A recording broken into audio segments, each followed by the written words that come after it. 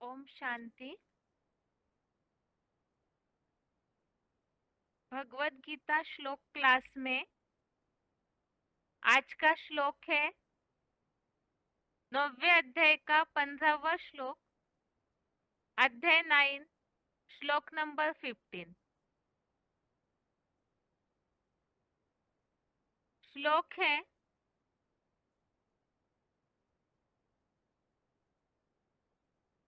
ज्ञान यज्ञेन चाप्यन्ने यजन्तो मामुपासते एकत्वेन पृथक्त्वेन बहुधा विश्वतो मुखम। श्लोक दोबारा। ज्ञान यज्ञेन चाप्यन्ने यजन्तो मामुपासते एकत्वेन पृथक्त्वेन बहुधा विश्वतो मुखम। श्लोक का संधि विच्छेद है। ज्ञान यज्ञेन च अपि अन्ये यजन्तः माम उपासते एकत्वेन पृथक्त्वेन बहुधा विश्वतो मुखम। संधि विच्छेद दोबारा। ज्ञान यज्ञेन च अपि अन्ये यजन्तः माम उपासते एकत्वेन पृथक्त्वेन बहुधा विश्वतो मुखम। शब्दों के अर्थ है अन्य अर्थात दूसरे, अपि अर्थात भी, एकत्वेन अर्थात अद्वैत भाव से, च अर्थात अथवा, पृथक्त्वेन अर्थात द्वैत भाव से, ज्ञान यज्ञेन अर्थात ज्ञान यज्ञ से, विश्वतो मुखम अर्थात विश्वमुखी, यजंतः अर्थात यज्ञ सेवा करते हुए, माम अर्थात मेरी, बहुधा अर्थात अनेक तरह से, उपासते अर्थात उपासना करते हैं। शब्दों के अर्थ दोबारा। अन्य अर्थात दूसरे, अपि अर्थात भी, एकत्वेन अर्थात अद्वैत भाव से, च अर्थात अथवा, पृथक्त्वेन अर्थात द्वैत भाव से,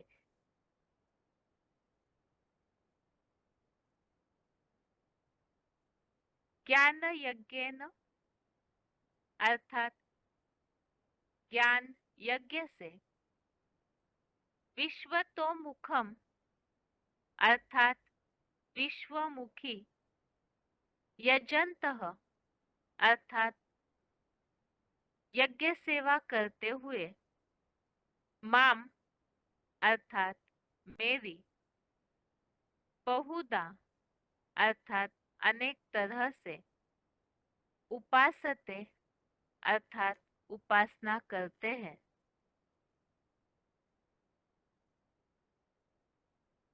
श्लोक का अर्थ है दूसरे भी अद्वैत भाव से अथवा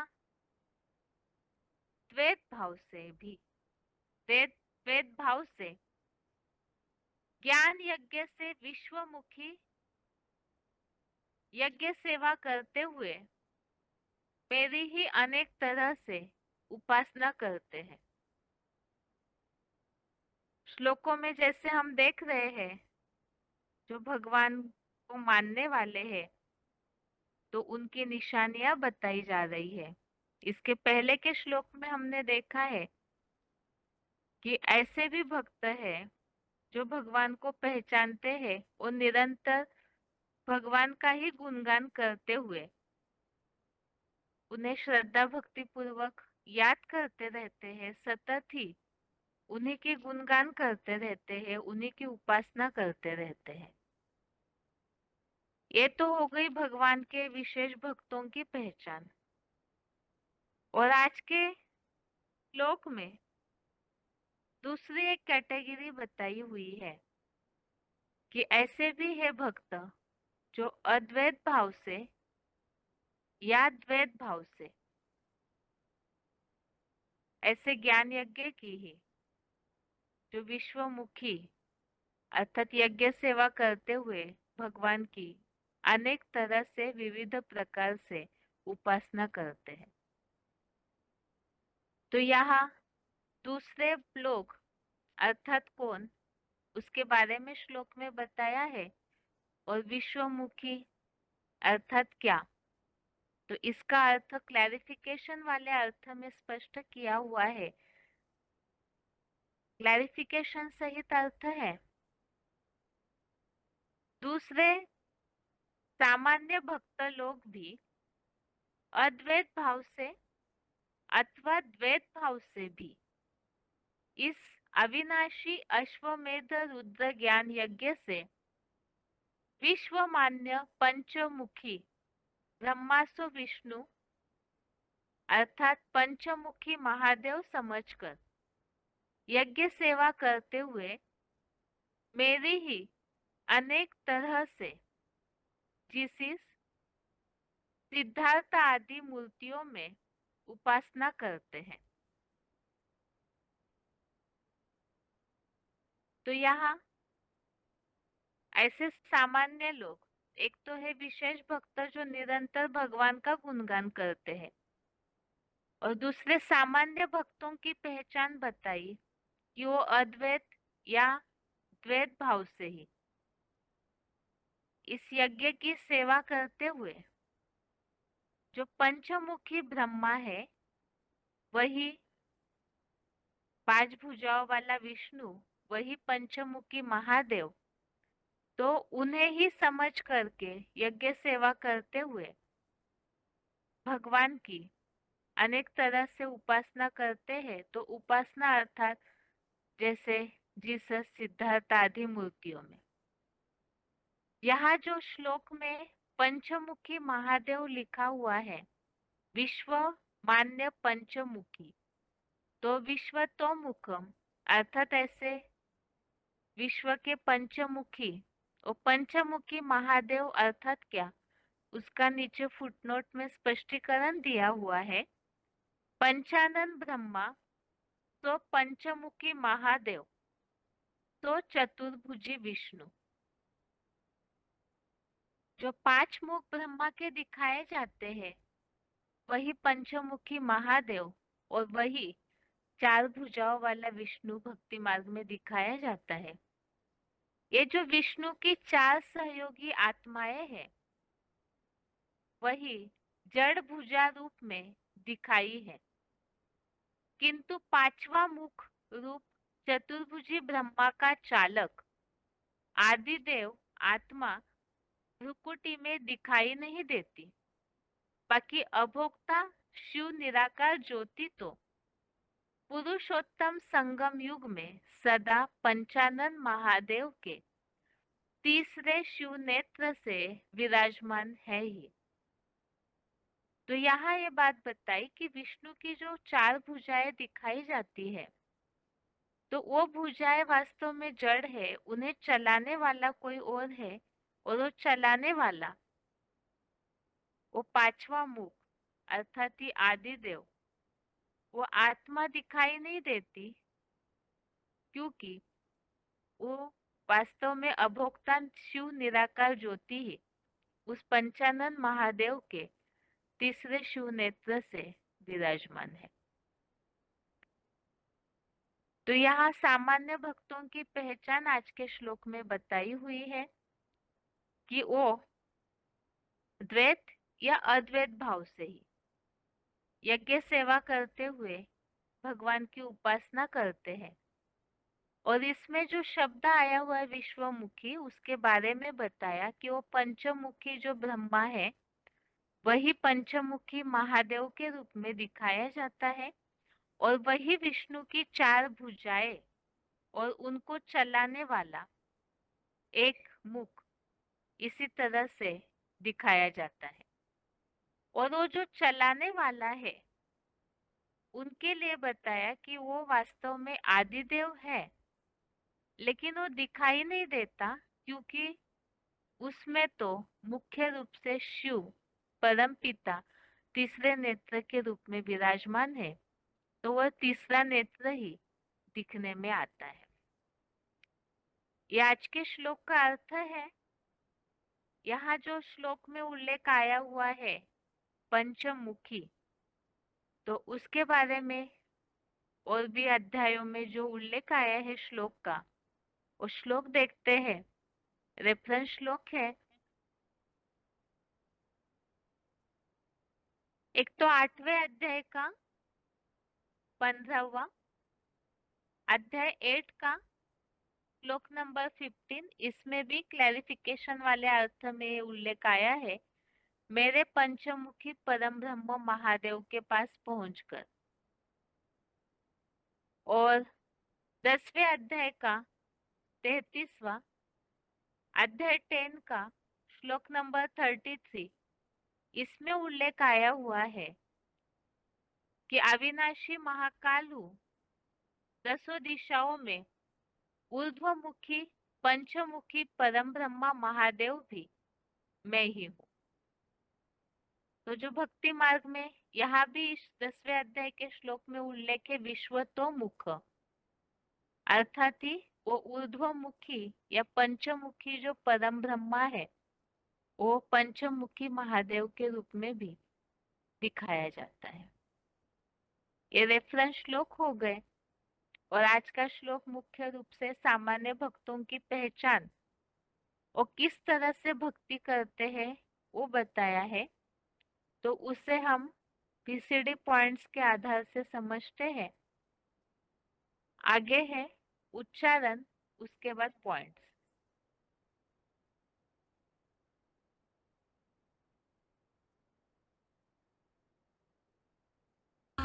यज्ञेन चाप्यन्ये यजन्तो मामुपासते एकत्वेन पृथक्त्वेन बहुधा विश्वतो मुखम्। दूसरे सामान्य भक्त लोग भी अद्वैत भाव से अथवा द्वैत भाव से भी इस अविनाशी अश्वमेध रुद्र ज्ञान यज्ञ से विश्व मान्य पंचमुखी ब्रह्मा सो विष्णु पंचमुखी महादेव समझकर यज्ञ सेवा करते हुए मेरी ही अनेक तरह से जीसस सिद्धार्थ आदि मूर्तियों में उपासना करते हैं।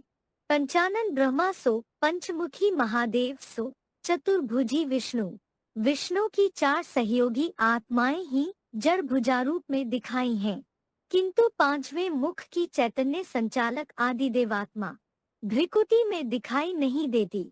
बाकी अभोक्ता शिव निराकार ज्योति तो सदा अमूर्त है।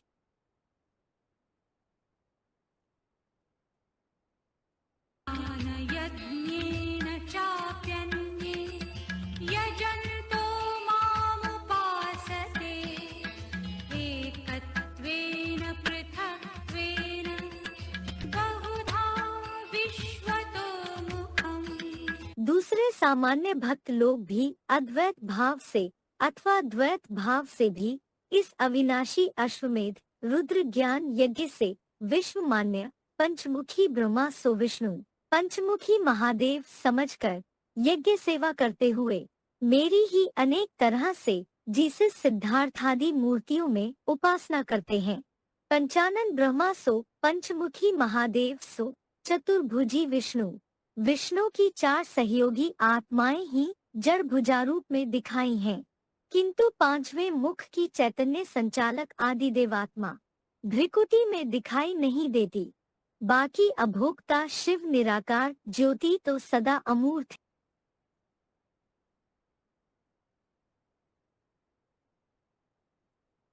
आगे है VCD point. VCD number 136, VCD number 136 34 minute 34 minutes के बाद से लिया हुआ पॉइंट है। सामान्य भक्त लोग भी अद्वैत भाव से अथवा द्वैत भाव से यज्ञ सेवा करते हुए मेरी अनेक तरह से जीसस सिद्धार्थ आदि मूर्तियों में उपासना करते हैं।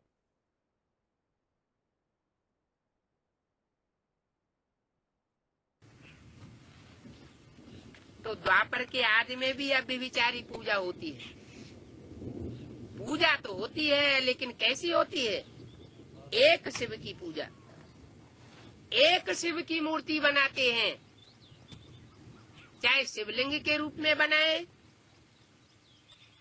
अथवा शंकर के रूप में बनाए, और शंकर की मूर्ति बनाकर उसकी पूजा करें, वो है व्यभिचारी पूजा। एक की मान्यता है, और इस समय हो गई है व्यभिचारी भक्ति। एक मूर्ति की तरफ सर नहीं झुकाएंगे, माथा नहीं झुकाएंगे। अभी क्या करेंगे? अनेकों की ओर माथा झुकाते हैं। ब्राह्मणों में भी ऐसे हो रहा है। ऐसे अपने अपने अंदर झांक करके देखें कि हम एक ही चैतन्य मूर्ति को सब कुछ मानते हैं, या दूसरों की बातों में भी कभी कभी आ जाते हैं। अगर दूसरों की भी बातों में आ जाते हैं, दूसरों की बातें भी श्रीमत के बरखिलाफ मान लेते हैं, तो इससे साबित हुआ हमारी भी कौन सी पूजा चल रही है? व्यभिचारी पूजा चल रही है।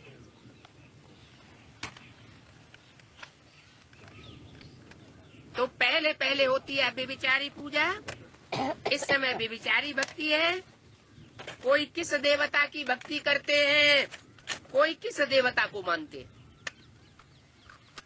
कहाँ? ब्राह्मणों में मानते हैं या नहीं मानते हैं? ब्राह्मणों में भी मानते हैं। आगे है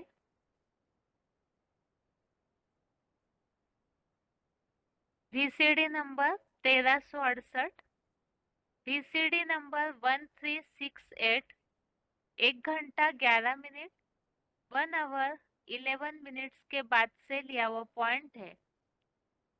जो उल्लेख आया है विश्वतोमुखम, इसमें पंचमुखी ब्रह्मा सो विष्णु सो पंचमुखी महादेव।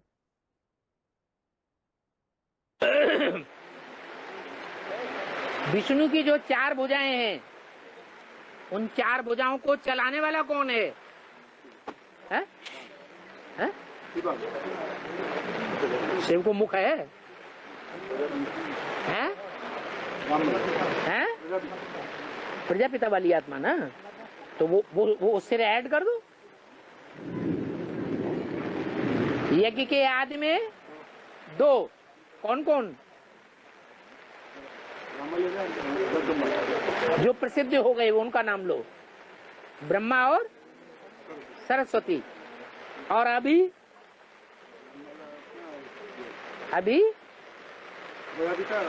प्रजापिता और जगदम्बा और छोटी माँ, ये 5 हो गए। 5 में प्रवेश होता है शिव का। पंचमुखी महादेव, चौमुखी महादेव, चतुर्भुजी ब्रह्मा, चतुरानन ब्रह्मा, पंचानन ब्रह्मा, इस समय की तो बात है। आगे है BCD number 1707, BCD number 1707 59 minute 59 minutes के बाद से लिया हुआ पॉइंट है। पंचानन ब्रह्मा तो पंचमुखी महादेव सो चतुर्भुजी विष्णु। बाबा शंकर को 5 मुख दिखाते हैं, है ऐसे क्यों है? और ब्रह्मा को 4 दिखाते हैं। ब्रह्मा को भी पंचमुखी महादेव कहा जाता है। जैसे महादेव पंचमुखी है, वैसे ब्रह्मा को भी पंचानन कहा जाता है। ब्रह्मा सो विष्णु बनता है। अब विष्णु में हाथ कितने दिखाए गए? 4 हाथ। फिर हाथ अपने आप चलते हैं या हाथ को चलाने वाला कोई होता है? तो 5वां हो गया। अब विष्णु में भी 5 हैं, शंकर में भी 5 हैं और ब्रह्मा में भी 5 हैं। आगे है बीसीडी नंबर 2341, बीसीडी नंबर 2341 1 घंटा 58 मिनट 1 आवर 58 मिनट्स के बाद से लिया हुआ पॉइंट है। विष्णु की 4 सहयोगी आत्माएं ही जड़ भुजा रूप में दिखाई है, किंतु 5वां मुख रूप चतुर्भुजी ब्रह्मा का चालक आदिदेव आत्मा भ्रुकुटी में दिखाई नहीं देती। क्यों कहता कि मैं जिस तन में प्रवेश करता हूँ उसका नाम ब्रह्मा देता हूँ। तो पहले पहले जिसमें प्रवेश किया वो पहली माँ, फिर कोई दूसरी माँ भी है, कोई तीसरी माँ भी है, चौथी भी है, 5वीं भी है। 5 ब्रह्मा है तो विष्णु के भी 4 भुजाएं और उनको चलाने वाला कोई है 5वां। तो भुजाएं तो जड़ होती हैं, अपने आप नहीं चलती। उनको चलाने वाला कोई ऊपर बैठा हुआ है। तो पंचमुखी ब्रह्मा गाया हुआ है।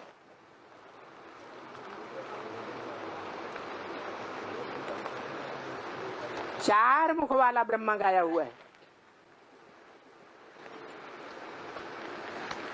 चतुर्मुखी ब्रह्मा जो ब्रह्मा सो विष्णु देखने में आता है, वो 4 भुजाएं तो सबको देखने में आती है, लेकिन वो ब्रह्मा कौन सा है जो 5वां मुख है, वो किसी को देखने में नहीं आता, क्योंकि वो ऐसी आत्मा है जो महामृत्यु के समय भी, प्रलय काल में भी, अव्यक्त होते हुए भी व्यक्त रहती है। कैसे अव्यक्त? उसकी इंद्रियां हैं, फिर भी इंद्रियों को, इंद्रियों के रस को, इंद्रियों की प्राप्ति को महसूस ही नहीं करता। इंद्रियों को याद ही नहीं करता। किसको याद करता है? अपन को, आत्मा को याद करता, आत्मा के बाप को याद करता, इसलिए बाप समान बन जाता है। जैसे बाप निराकारी, निर्विकारी, निरहंकारी, ऐसे वो आत्मा भी निराकारी, निर्विकारी, निरहंकारी हो जाती है। इस मनुष्य सृष्टि में सदा काल वो एक ही सत्य है, सत्य, और सब असत्य हैं। नंबरवार जो एक सत्य है उसका कभी विनाश नहीं होता। सारी दुनिया का विनाश होगा, जड़ पदार्थों का या जंगम चैतन्य का विनाश होगा। चैतन्य और जड़ जो भी पदार्थ हैं दुनिया, पृथ्वी, जलवायु, अग्नि, आकाश, सब का विनाश होगा, लेकिन उसे एक का विनाश नहीं होता। इसलिए गाया गया है, कालों का काल महाकाल, जिसको कोई काल खा।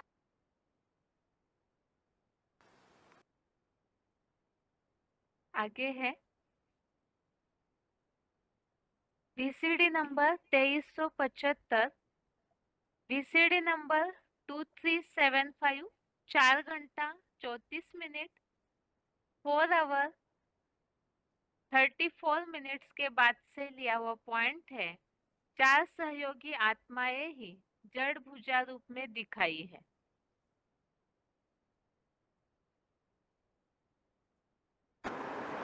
जैसे विष्णु की 4 भुजाएं जड़ वाली जड़त्व भुजाएं हैं, या अपने आप चलती हैं।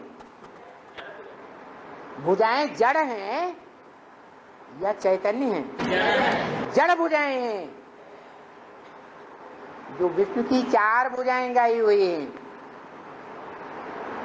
भले उनमें श्रेष्ठ और निष्ठक पार्ट बजाने वाली दाईं ओर का बाईं ओर का पार्ट बजाने वाली, कमजोर और पावरफुल पार्ट बजाने वाली नंबरवार हैं, फिर भी वो ही ब्रह्मा, जो ब्रह्मा सो विष्णु बनता है। ब्रह्मा की 1000 भुजाओं में से जो भुजाएं 4 भुजाओं के रूप में दिखाई गई हैं, वो असली चैतन्य रूप जो आत्मा है उसकी सहयोगी हैं या मुखिया हैं? सहयोगी भुजाएं। मुखिया की तरह बुद्धिमान है या जड़त्वमयी है? जड़त्वमयी।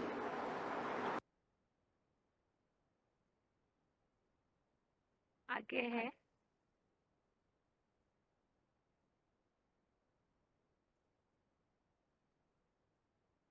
VCD number 2456, VCD number 2456, 17 minute 17 minutes के बाद से लिया हुआ पॉइंट है। अभोक्ता शिव निराकार ज्योति तो पुरुषोत्तम संगम युग में सदा पंचानन महादेव के तीसरे शिव नेत्र से विराजमान है ही।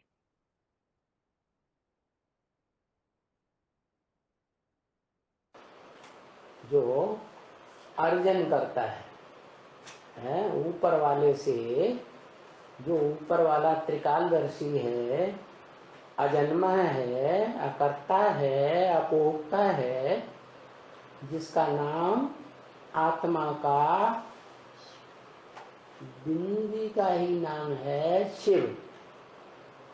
वो अकर्ता, भोक्ता, अजन्मा, गर्भ से जन्म नहीं लेता, इसलिए वो त्रिकालदर्शी और अखूट त्रिकालदर्शी। इस सृष्टि पर तब आता है जब ये सृष्टि तमो प्रधान दुखी हो जाती है, कलयुग के अंत में। तब आकर के अर्जुन के रथ में प्रवेश करता है अर्जुन कौन? जिसमें प्रवेश करता है वो षष्ठी रूपी रंगमंच का हीरो पार्टधारी है। क्या? नंबरवार पार्टधारियों में से नहीं, अव्वल नंबर का हीरो पार्टधारी मुख्य एक्टर है। ऐसे तो और भी मुख्य एक्टर्स हैं, जैसे ब्रह्मा ने सृष्टि रची, तो जिसे ब्रह्मा ने सृष्टि रची वो भी मुख्य एक्टर हो गए। इब्राहिम, बुद्ध, क्राइस्ट, गुरु नानक, ये सब मुख्य मुख्य एक्टर्स हो गए, लेकिन इनमें हीरो पार्टधारी एक भी नहीं, सिवाय अर्जुन के। जिस अर्जुन के रथ में वो शिव प्रवेश करके शिवनेत्र कहा जाता है। किसको होता है शिवनेत्र? नाम बताओ। शंकर को होता है। इसलिए एक ही देवता है, बड़े से बड़ा देवता कहा जाने वाला देव देव महादेव, जिसमें वो तीसरा नेत्र शिव नेत्र प्रवेश करके काम करता है, परमानेंट। आगे है VCD number 3668, VCD number 3668, 22 minute 22 minutes के बाद से लिया वो पॉइंट है। शिव निराकार ज्योति तो पुरुषोत्तम संगम युग में सदा पंचानन महादेव के तीसरे शिव नेत्र से विराजमान है ही।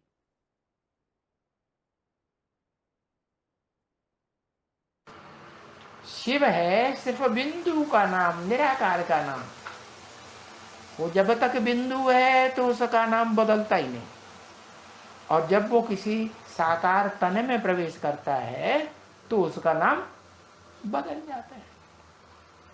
तो बताया कि संगठित चौमुखी ब्रह्मा में प्रवेश करता है तो नाम ब्रह्मा, और जब 5 मुख वाले मुख होंगे तो शरीर भी तो 5 होंगे। हाँ, तो उन 5 को जो संगठित कर लेता है, क्या अपने संगठन में बांध लेता है, वो पंचमुखी ब्रह्मा जो है वो पंचमुखी ब्रह्मा भी कहा जाता है, पंचमुखी महादेव भी कहा जाता है। महादेव जिसको कहते हैं वो तो सबसे ऊंचा है इस सृष्टि रूपी रंगमंच पर पार्ट बजाने वाला है। तो उस बाप को याद करो, सबसे ऊंचा कैसे बन गया? कि उसमें तीसरा नेत्र, जिसे शिव नेत्र कहते हैं ना, वो भी प्रवेश है, तब कहा जाता है महादेव।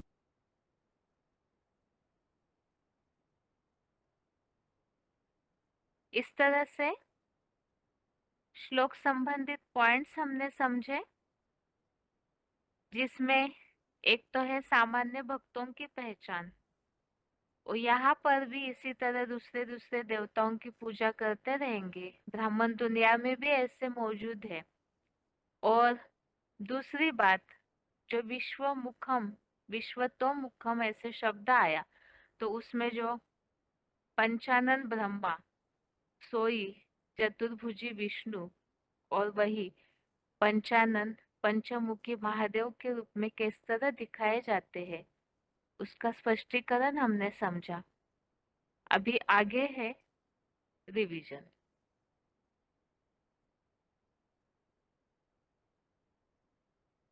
रिवीजन के लिए श्लोक नंबर है दूसरे अध्याय का 9वें श्लोक से 12वें श्लोक तक, अध्याय 2 का श्लोक नंबर 9 से 12 तक, और 9वें अध्याय का 15वां अध्याय 9 का श्लोक नंबर 15। और पहला श्लोक है दूसरे अध्याय का 9वां, संजय उवाच एवं मुक्त्वा ऋषिकेशं गुडाकेशः परन्तप न योत्स्य इति गोविन्दम् उक्त्वा तूष्णीं बभूवः। श्लोक दोबारा। संजय उवाच एवं मुक्त्वा ऋषिकेशं गुडाकेशः परन्तप न योत्स्य इति गोविन्दम् उक्त्वा तूष्णीं बभूवः। अर्थात शत्रुतापक निद्राजित अर्जुन ह्यूमन बच्चियों के प्रकृति वेत्ता जितेंद्रिय गोविंद से ऐसा स्पष्ट कहकर कि मैं सम्माननीय गुरुजनों से धर्म निर्णायक युद्ध नहीं करूंगा, इतना सीधा कहकर अभी अभी दुख और संशयहर्ता की सीख को मान के भी ना करके चुप हो गया। यहाँ हम श्लोकों में देख रहे हैं, दूसरे अध्याय में अर्जुन भगवान से जिस तरह से वार्तालाप कर रहे हैं कि वो युद्ध नहीं करना चाहते हैं, संबंधियों के प्रति मोह के कारण भी वो पीछे हट रहे हैं और उसके कारण उन्हें स्वर्ग का सुख भी नहीं चाहिए। इस तरह से अर्जुन के मन में जो भी बातें आ रही है, तो आज के श्लोक में ये बात बताई। अर्जुन के लिए यहाँ एक शब्द उपयोग किया है गुडाकेश, अर्थात निद्राजित। तो उन्होंने भगवान से ये बात बोली कि मैं ये जो भी गुरुजन है उनसे ऐसा धर्म निर्णायक युद्ध नहीं करूंगा। और ऐसे कहकर पहले तो भगवान से उन्होंने 7वें श्लोक से में बोला है कि आप मुझे श्रीमत दीजिए, जो कल्याण की बातें वो मुझे बताइए, क्योंकि मेरा स्वभाव अभी कलयुग में पूरी तरह से विकृत हो गया है। लेकिन फिर इस श्लोक में अर्जुन ने युद्ध नहीं करूंगा ऐसे बोला। तो इस संबंधित पॉइंट सुनते हैं। जो एक तो गुडाकेश अर्थात निद्राजित वो कैसे बना जाए, और युद्ध के बारे में जो अर्जुन बार बार युद्ध से मना करते हैं। आगे है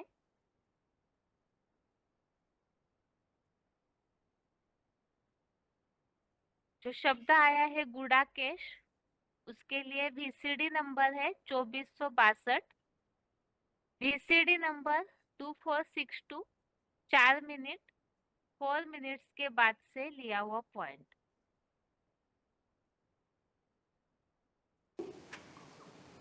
आराम करने की तो उनको दरकार होती है जिनको देह होती है, देह थकती है। आत्म की स्थिति में थकान थोड़ी ही होती है। जैसे ब्रह्मवाक्य की मुरली में है, तुम आत्म की स्थिति में रह करके आबू से लेकर के माउंट आबू तक चढ़ते ही चले जाओ पैदल, तुम थकोगे नहीं। तो क्यों नहीं थकोगे? हैं? क्योंकि आत्म की स्थिति में रह करके चढ़ने का काम किया ना। तो ऐसे ही जो शिव है उसके थकने की बात नहीं। इसलिए ब्रह्म वाक्य है मुरली में, मेरी तो रात दिन की सेवा है। क्या तुम बच्चों की तरह, तुम जो आत्मा रूपी बच्चे हो ना, भोगी, मैं तो अभोक्ता हूं। मेरे को सोने की दरकार नहीं। हाँ ये है कि तुम बच्चों को भी नंबरवार अपने जैसा बनाता हूं। जब तुम संपन्न आत्मिक स्थिति में टिक जाएंगे तो तुम भी निद्राजीत बन जाएंगे, फिर तुम भी रात दिन सेवा करेंगे। इसलिए गीता में जिस अर्जुन के शरीर रूपी रथ में प्रवेश किया उसका नाम क्या रखा? गुडाकेश।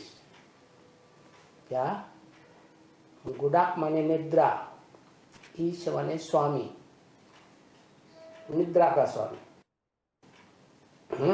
तुम्हारे मतलब की बात है, क्या कहा है?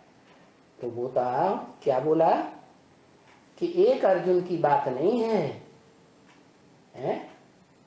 कि जो 108 रुद्रमाला के मणके गाए जाते हैं, आत्मिक स्थिति की यादगार में रहने वाले, वो सब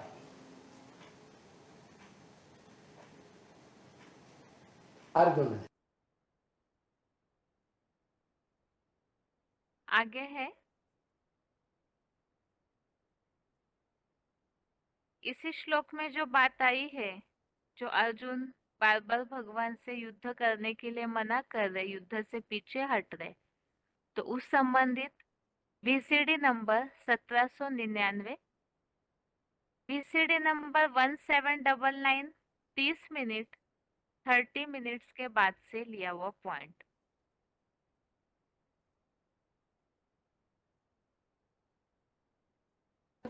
gate way to heaven is Mahabharat. ये महाभारत युद्ध स्वर्ग के द्वार खोलता है। कोई महाभारत युद्ध में पसार न हो, कहीं हम नहीं युद्ध करेंगे, हम तो बौद्ध हैं।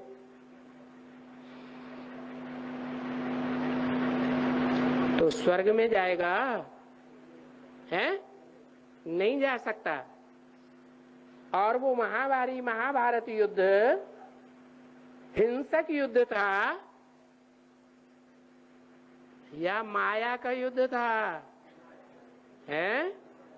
माया का युद्ध था। अरे माया का युद्ध था तो अर्जुन वो युद्ध करने से डरता क्यों था? मना क्यों कर दिया है? मैं युद्ध नहीं करूंगा। तो बाबा कहते अरे एक अर्जुन की बात नहीं है, ये तो अपने सद्भाग्य का अर्जन करने वाले ढेर के ढेर अर्जुन हैं, जो ब्रह्मा कुमारियों की पढ़ाई पढ़ते हैं तो मना कर देते हैं, मैं युद्ध नहीं करूंगा। जिस ज्ञान में क्या सिखाते हैं? माया का युद्ध करना है। माया के युद्ध में सबसे बड़ा युद्ध कौन से विकार का है? काम विकार का। ब्रह्मा कुमारियों के सामने ये बात आएगी तो युद्ध करने के लिए तैयार होंगे या मना कर देंगे? हैं? मना कर देंगे। क्या सन्यासी है? हैं? सन्यासी है। और गृहस्थी क्या करते हैं? युद्ध करते हैं या नहीं करते हैं? इसलिए कहा अंदर वाले रह जाएंगे और बाहर वाले ले जाएंगे। क्या मतलब? क्या मतलब हुआ? मतलब यही हुआ कि जो भी सरेंडर हैंड्स थे वो मोस्टली सब रह गए। और कौन ले गए? हैं? घर गृहस्थ में रह जाकर के जो माया का युद्ध करने में अखाड़े में आकर के निडर होकर के युद्ध करने वाले थे, वो विजयी हो गए। आगे है,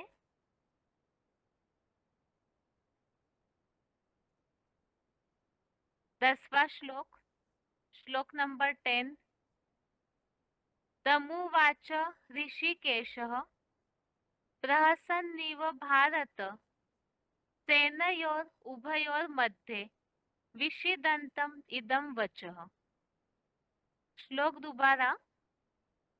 तमुवाच ऋषिकेश प्रहसन्निव भारत सेनयोर उभयोर्मध्ये विषीदन्तम् इदं वचः। अर्थात, हे भरतवंशी राजा, यादव सेना सहित कौरवों और पांडवों दोनों सेनाओं के बीच में शोकाकुल उस भीड़ भरे माहौल में मायूस हुए अर्जुन से इंद्रियजीत जगतजीत शिव बाबा प्रसन्न हुए के समान उसका उमंग उत्साह बढ़ाने के लिए यह वचन कहने लगे। पहले श्लोक में अर्जुन ने मना किया कि वो युद्ध नहीं करना चाहते हैं। तो युद्ध कौन सा है वो हमने समझा, माया का युद्ध है। और ऐसे समय में अर्जुन जब पीछे हट रहे थे, जबकि रथ जो है वो सेनाओं के बीच में खड़ा है, ऐसे समय में ही अर्जुन ने युद्ध से मना किया। तो भगवान उनका उमंग उत्साह बढ़ाने के लिए आगे के श्लोक में कुछ बातें समझाई है। लेकिन इस श्लोक में जो बात आई है दोनों सेनाओं के बीच में, तो सेनाएं कौन सी है जो शास्त्रों में भी वर्णित है और प्रैक्टिकल में जो महाभारत का पीरियड वर्तमान में चल रहा है, उस समय वो सेनाएं प्रैक्टिकल में कौन सी है, उस संबंधित पॉइंट्स आगे सुनते हैं।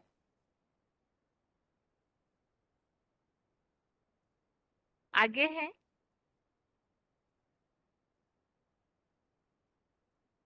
दोनों सेनाओं के बीच, इसके लिए वीसीडी नंबर है 206, वीसीडी नंबर 206, 51 मिनट 51 मिनट्स के बाद से लिया हुआ पॉइंट।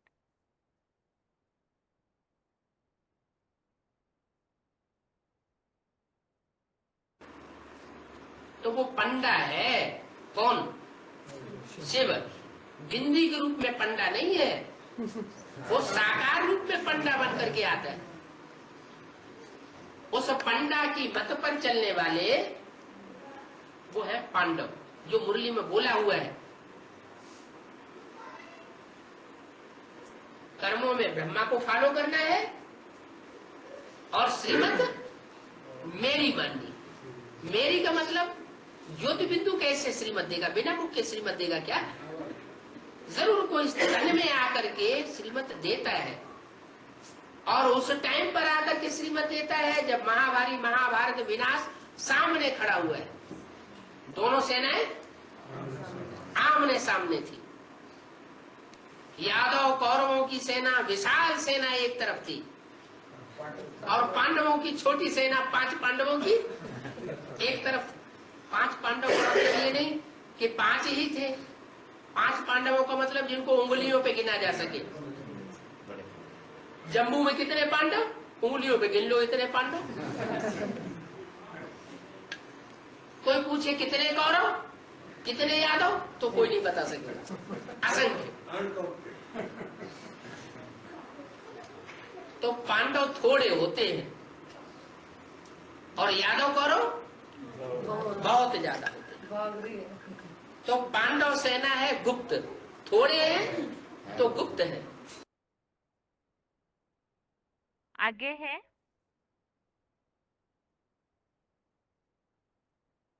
ये दोनों सेनाओं के बीच अर्थात तो सेनाएं कौन सी, कब की बात है, उसके लिए वार्तालाप number 1640, discussion number 1640, 28 minute 28 minutes के बाद से लिया हुआ पॉइंट।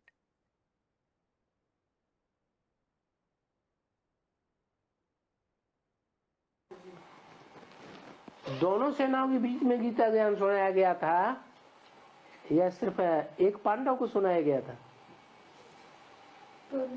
इधर भी सेना खड़ी थी, उधर भी सेना खड़ी थी, बीच में भगवान ने बैठ करके गीता ज्ञान सुनाया रथ में बैठ के।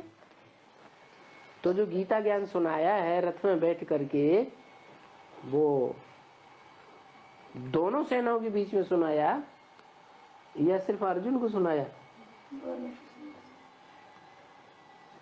4 पांडवों को सुनाया ऐसा नहीं है, दोनों सेनाओं ने सुना। अभी बीके वाले भी सुन रहे हैं इस ज्ञान को, सारी कैसेटें वहां ट्रांसफर हो रही हैं। वो छुप छुप के सुनते हैं, दरवाजा बंद करके सुनते हैं, चोर बाजारी करके सुनते हैं। समझा? ऐसे नहीं समझना, वो नहीं सुनते हैं। यहाँ की एक एक मुरली वहां जा रही है, क्लैरिफाई हो करके। और दीदी दादियां तो खास सुनती हैं, असिस्टेंट बहनों को नहीं सुनने देंगी कुछ भी। बड़ी बड़ी जो इंचार्ज बहनें हैं वो सब सुन रही हैं। आगे है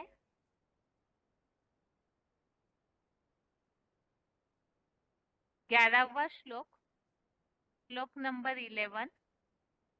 यहाँ टॉपिक चेंज हुआ है, सांख्य योग का विषय। और अर्जुन जो युद्ध से पीछे हट रहे हैं, तो उनको समझाने के लिए भगवान ने जो बातें बोली है वो अभी के श्लोकों में है।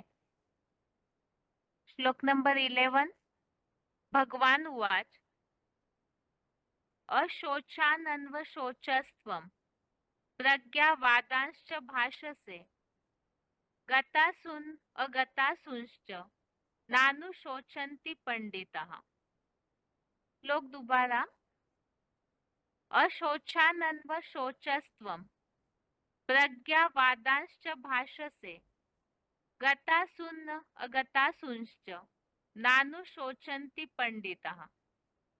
अर्थात तू अशोचनीय सन्नद्ध विनाशी दैहिक संबंधों का शोक कर रहा है तथा दुखी होते होते भी आत्मज्ञानियों जैसे वचन बोलता है। विद्वान लोग सद्धर्म के प्रति अनिश्चय से मरने और विधर्मियों ऊपर निश्चय में जीने वालों का शोक कभी नहीं करते। तो यहाँ 2-3 बातें हैं। एक तो अर्जुन जो मोह के कारण शोक कर रहे, दुखी हो रहे कि ये सब संबंधी मारे जाएंगे, तो इसके लिए बताया कि ये जो विनाशी दैहिक संबंधी है उसका शोक कर रहा है अर्जुन। और एक तरफ से ज्ञानियों जैसे बातें भी बोल रहा है। तो बातें तो ज्ञानियों जैसी है, लेकिन कर्म में कुछ अलग है, दुख मना रहा है, शोक मना रहा है। और दूसरी बात, जो विद्वान है, ज्ञानी पंडित होते हैं, तो वो किसी के मरने और जीने का शोक नहीं करते। वो मरना और जीना क्या है, तो सद्धर्म के प्रति अनिश्चय से मरने। अच्छा, जो धर्म के रास्ते पर चलना छोड़कर अनिश्चय बुद्धि हो जाते हैं, अनिश्चय रूपी मृत्यु को पाते हैं वो। और विधर्मियों में निश्चय बुद्धि हो जाते हैं, विधर्मियों को धारणाओं को अपना लेते हैं, उसमें जीना शुरू करते हैं। तो जो पंडित है वो ऐसे के प्रति शोक नहीं करते, दुख नहीं मनाते हैं। क्योंकि इसके पहले श्लोकों में हमने देखा कि जो गुरु है उनको वो उनकी धारणाओं में जो स्वधारणा युक्त जीवन शैली है उससे अर्जुन मारना नहीं चाहते हैं। तो इससे संबंधित यहाँ बताया कि ऐसे जो मरने और जीने वाले हैं उनका जो ज्ञानी है, पंडित है, वो शोक नहीं करते हैं। तो ज्ञानी अर्थात क्या, उसके बारे में वीसीडी क्लिप्स में समझते हैं। आगे पॉइंट्स हैं।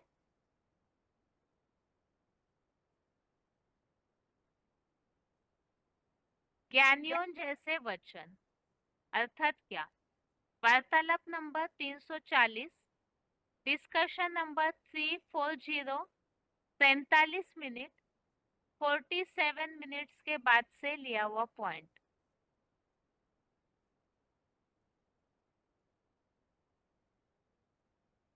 ज्ञान माने जो कहे सो करे, कथनी करनी एक है तो है ज्ञान, और कथनी करनी एक नहीं है तो है भक्ति। भक्ति मार्ग में कहते कुछ हैं और करते कुछ और हैं। यहाँ भी तो ऐसे। आगे है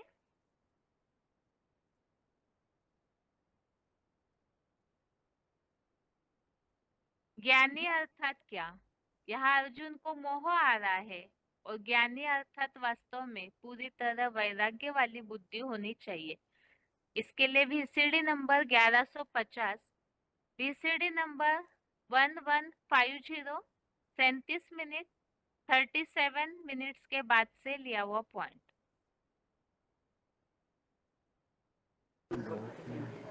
ज्ञानी उसी को कहेंगे जिसके अंदर भक्ति की कोई निशानी न रहे।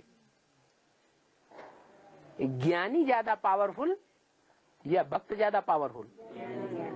ज्ञानी ज्यादा पावरफुल होगा। तो जो पावरफुल आत्मा होगी वो दलित समाज का, नीचे गिरे हुए समाज का उत्थान करेगी या नीचे गिरे हुए समाज के अनुसार चलेगी? उत्थान करेगी ना। पावरफुल आत्मा परिवर्तन करेगी, समाज का भी परिवर्तन करेगी और राज्य का भी परिवर्तन करेगी, प्रकृति का भी परिवर्तन करेगी। उसमें परिवर्तन शक्ति होगी ज्ञान की अथॉरिटी के आधार पर। अगर भक्त है तो जैसे सारी दुनिया चलती है वैसे ही खुद चलेगा। भक्तों को लोकलाज होती है या ज्ञानियों को लोकलाज होनी चाहिए? भक्त लोकलाज के आधार पर चलेंगे। अरे बिंदी नहीं लगाएंगे तो दुनिया क्या कहेगी, चूड़ियां नहीं पहनेंगे तो दुनिया क्या कहेगी। ये सोच भक्तों का है या ज्ञानियों का है तो भक्तों का सोच हो गया। ज्ञानी की पहचान क्या हुई? ज्ञानी भस्म होने वाली दुनिया की लोकलाज से डरने वाला नहीं होगा। जानता है ये दुनिया तो भस्म होने वाली है, आने वाली नई दुनिया तीसरी आंख से दिखाई पड़ रही है। तो कौन सी दुनिया की लोकलाज रखनी है?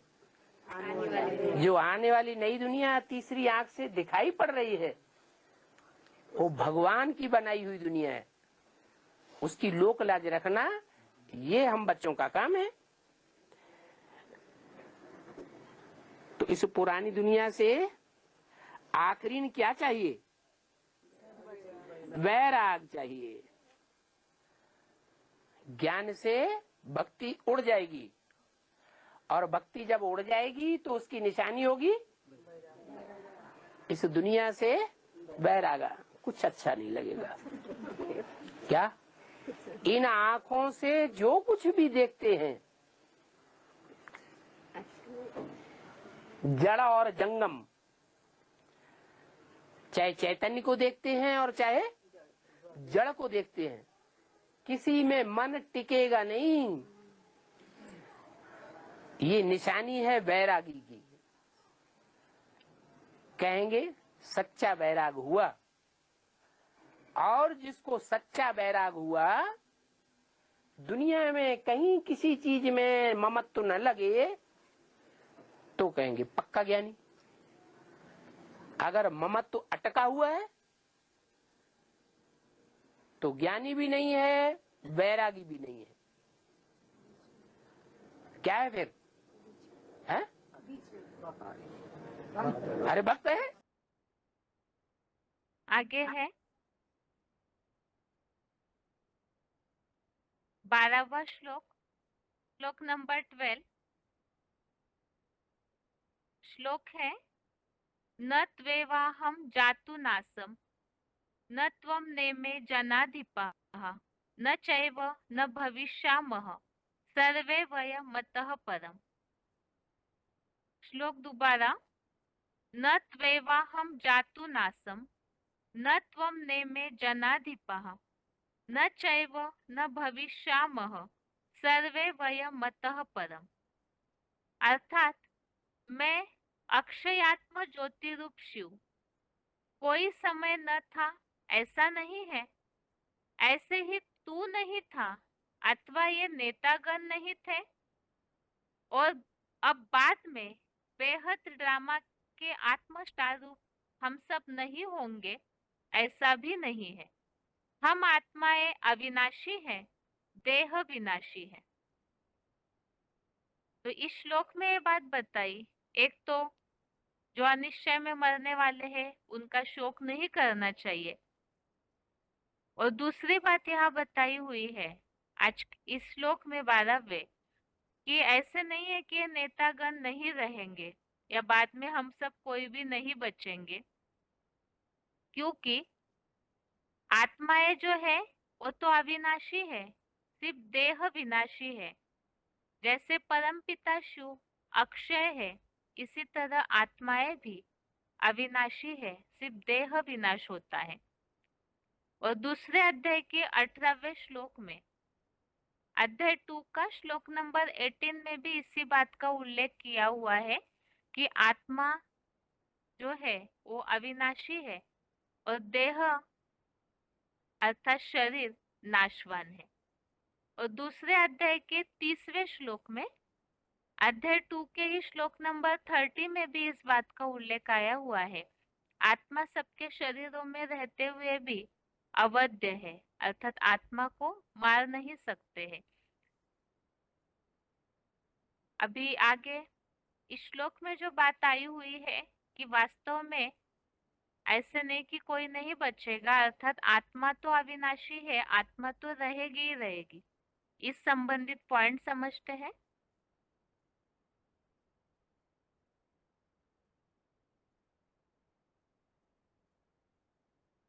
देह विनाशी और आत्मा अविनाशी, audio number 137, audio number 137, 8 minute 8 minutes के बाद से लिया हुआ पॉइंट।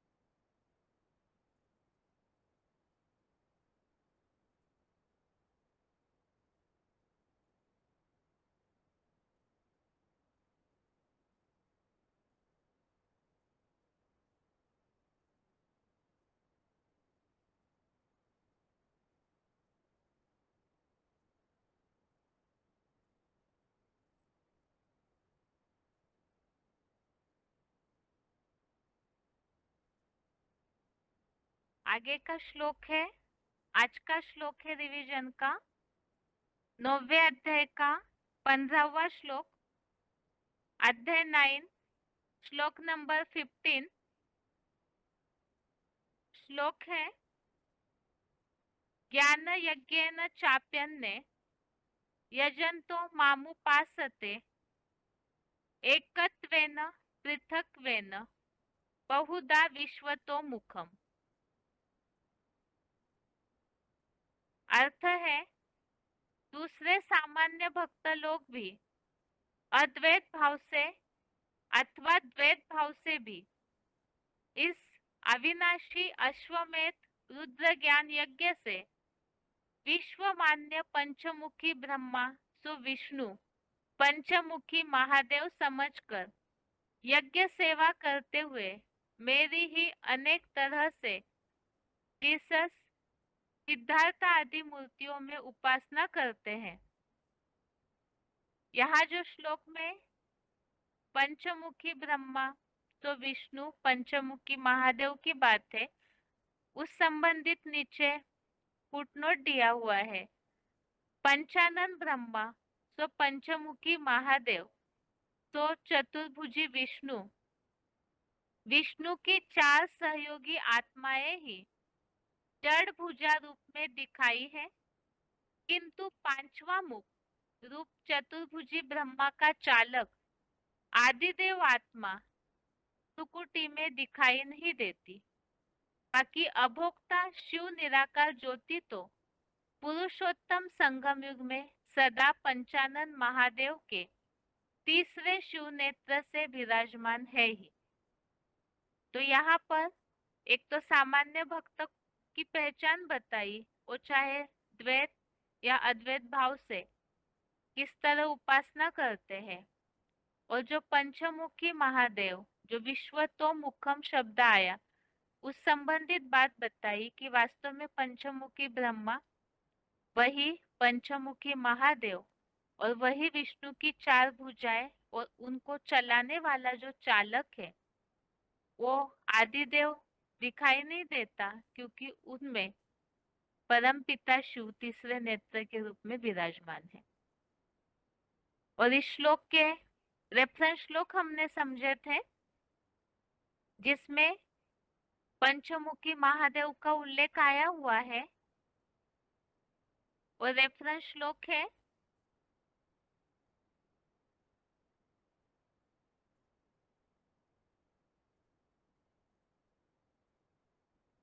आठवें अध्याय का 15वां और 10वें अध्याय का 33वां श्लोक।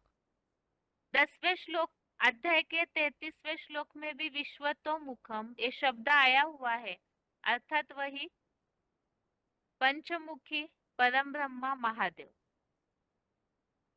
और ये हो गए आज के श्लोकों की रिवीजन।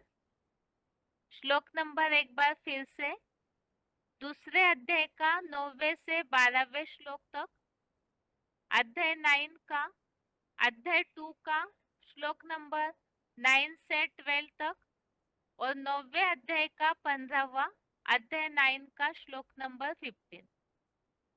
और इसके साथ ही आज के लिए गीता क्लास यहाँ तक ही। ओम शांति।